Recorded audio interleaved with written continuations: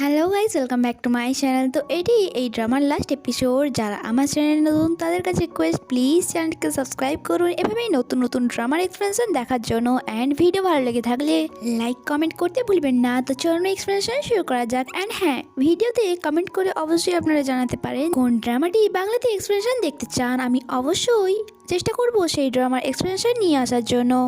তো চলুন এক্সপ্লেনেশন শুরু করা যাক। তো ড্রামা শুরুতে আমরা সাংইউনকে দেখি যে তার ড্যাডের হাতে মার খেয়ে এসেছিল অ্যান্ড এখানে সেক্রেটারিকে বলছিল মেয়র ধরা পড়ে গিয়েছে অ্যান্ড আমরা যে ফ্রড করেছি, ফেক লাইসেন্স দিয়েছি সকলকে, তার জন্য আমি আর আমার কোম্পানি দুজনেই প্রবলেমে পড়তে চলেছি। অ্যাকচুয়ালি কোরিয়ার গভর্নমেন্টের রুল অনেক বেশি স্ট্রিক্ট ছিল, তাই তারা অনেক বেশি ভয় পেয়েছিল। এখানে সাংইউন সেক্রেটারিকে বলে আমি এই কোম্পানির সিইও, তাই নিজের ওপর তো ব্লেম নিতে পারবো না, তাই এটা তুমি নিয়ে নাও।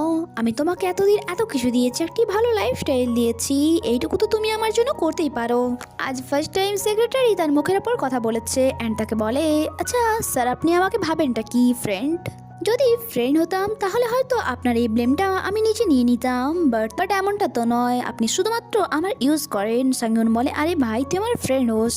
নেক্সট সিনে আমরা সেক্রেটারিকে বাসায় দেখি সে তার ফ্রেন্ডকে খাবার দিচ্ছিল অ্যান্ড জিনের কথাই ভাবছিল, যখন জিন তাকে বলেছিল দেখো তুমি তার জন্য এতদিন এত কিছু করেছো অ্যান্ড সেও তোমাকে একটি ভালো লাইফস্টাইল দিয়েছে, তাই এখন হিসাব বরাবর হয়ে গিয়েছে।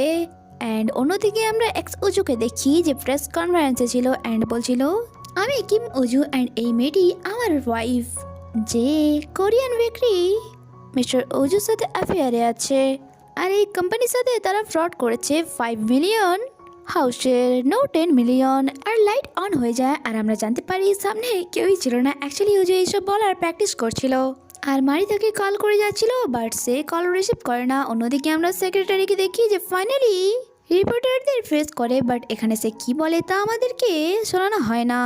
আর সে কারে হয়ে যাচ্ছিল, তখনই সঙ্গে তাকে কল করে বলে তুই মিডিয়ার সামনে কি বলেছিস যে আমার কাছে কলের পর কল এসে যাচ্ছে। সেক্রেটারি বলে যা সত্য আমি তাই বলেছি, আমাদের কর্মের ফল তো আমাদেরকে পেতেই হবে। তখনই ম্যানেজার এসে বলে স্যার, আমাদের দেওয়া ভিলার ব্যাপারে কোনো এক পাগল পার্সন কিছু বলতে চায় প্রেস কনফারেন্সের কাছে, তাই আমাদেরকে তাকে খুব তাড়াতাড়ি আটকাতে হবে। যা শুনে সাংইউনের আরও মাথা ব্যথা শুরু হয়ে যায়, কারণ সেখানে যত ভিলা ছিল সেই সবের সাথে তারা কিছু না কিছু গোলমাল পাকিয়ে রেখেছে। সাংইউন ম্যানেজারকে বলে তাকে তাড়াতাড়ি আটকানোর ব্যবস্থা করো, যদি এইসব বাইরে চলে আসে তাহলে আমার ড্যাড আমাকে মেরে ফেলবে।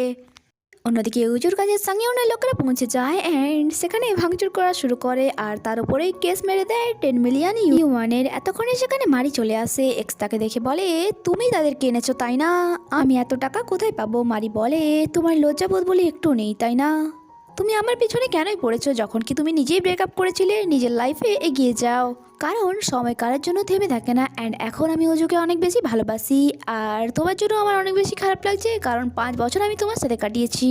এক্স কান্না করছিল, সে কিছুই বলে না, মনে হচ্ছে সে এবার সুধরে যাবে। নেক্সট সিনে মারিকে দেখি ডিভোর্স পেপারে সাইন করে সাবমিট করে দিয়েছিল অ্যান্ড ভিলা ছেড়ে তারা চলে যাচ্ছিল। মারির কাছে কল আসে ম্যানেজারে, যে তাকে জানায় তোমাকে ওনারশিপ ট্রান্সফার করতে হবে, কারণ কোম্পানিতে কিছু কেস চলছে। মারি বলে কোন ওনারশিপ, আর আমরা তো বাসাটি ছেড়ে দিয়েছি আর আমাদের ডিভোর্সও হয়ে গিয়েছে, সেক্রেটারিকে জানিয়েছিলাম, তোমাকে কিছু বলেনি?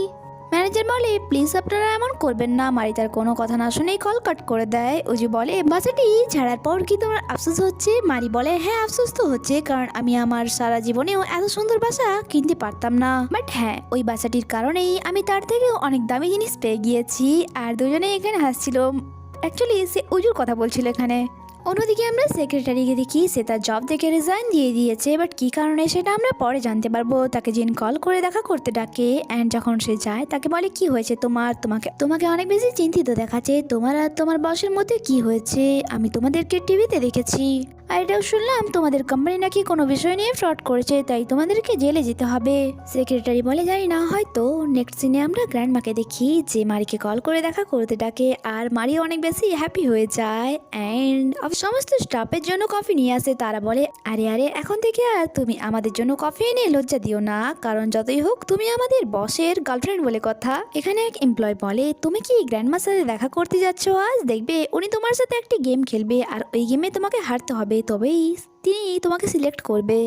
অন্যদিকে আমরা এক্সের মম অ্যান্ড সিস্টারকে দেখি তারা রোডে ঘুরছিল আর তখনই তারা উজুকে দেখতে পায় যে এক মেয়ের সাথে বসেছিল অ্যান্ড তারা ভাবে হয়তো সে তার ব্রাদারের নিউ গার্লফ্রেন্ড। বাট এই মেয়েটি তো এক মিডিয়া হাউস থেকে ছিল অ্যান্ড সে তাকে জিজ্ঞাসা করছিল তুমি একটি পোস্ট করেছিলে যেখানে বেকারি হাউসের ব্যাপারে কিছু বলেছিলে, তাই বলো তুমি কি বলতে চাইছিলে।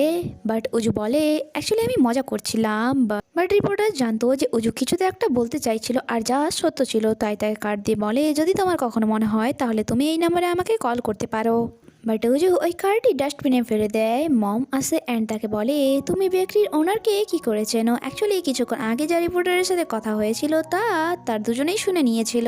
উজু তাদেরকে ফটো দেখায় অ্যান্ড সমস্ত কিছুটা বলে। এখানে জিনওয়া উজুর ফটো দেখে বলে আরে সে তো অনেক বেশি হ্যান্ডসাম অ্যান্ড এটা তো ওই ছেলেটি যাকে ওই দিন হসপিটালে দেখেছিলাম। আচ্ছা তার মানে এটা মারির বয়ফ্রেন্ড, তার মানে তো সে এখন রিচ হয়ে যাবে।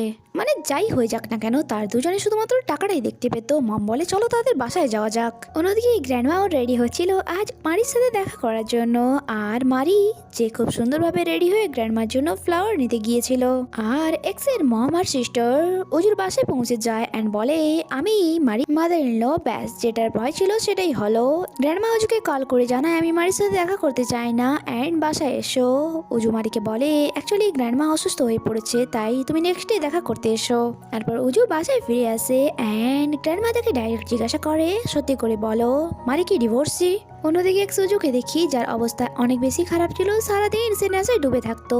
অ্যাকচুয়ালি সে রিগ্রেট ফিল করছিল মারিককে ছেড়ে। তখন তার কাছে তার সিস্টার জিনওয়ার কল আসে যে তাকে জানায় আমরা বেকারি ওনারকে গিয়ে সবকিছু বলে দিয়েছি মারিকে, আর তারা হয়তো নিজেদের বাড়ির বউই করবে না। আর যা শুনে তো উজু অনেক বেশি রেগে যায় আর বলে তোরা কি পাগল হয়ে গিয়েছিস। অ্যান্ড সে মারিকে কল করে সবকিছু জানায় যে তার মম আর সিস্টার কি করেছে আর তার জন্য সে মারিকে সরিও বলে। এরপর সে উজুকে কল করে। উজুও তাকে এই ব্যাপারে কিছু বলে না অ্যান্ড সেও বলেনি। কথা বলে কল কাট করে দেয় অ্যান্ড কিছুক্ষণ পর মারির কাছে তার মমের কল আসে অ্যান্ড তাকে বলে কি হলো তোমার, তুমি আজ উজুর গ্র্যান্ডমার সাথে দেখা করতে গিয়েছিলে, উনি কি বললেন।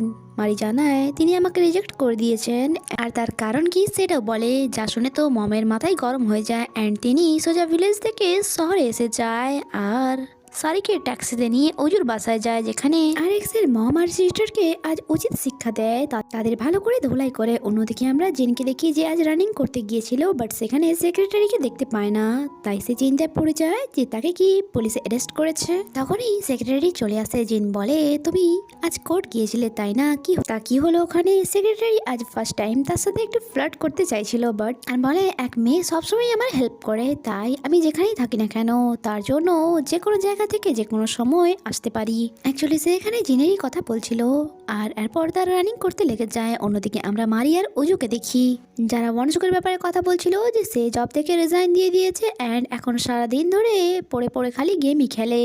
মারি জিজ্ঞাসা করে গ্র্যান্ডমা কেমন আছে। তখনই উজুর কাছে গ্র্যান্ডমার কল আসে তাই তাকে বাসায় ফিরে যেতে হয়। বেচারি মারি সে একা পড়ে গিয়েছিল।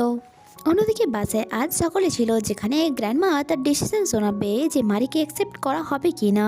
মারি পার্কে বসেছিল তখন তার কাছে উজু আসে। সে জিজ্ঞাসা করে তুমি এখানে কি করে।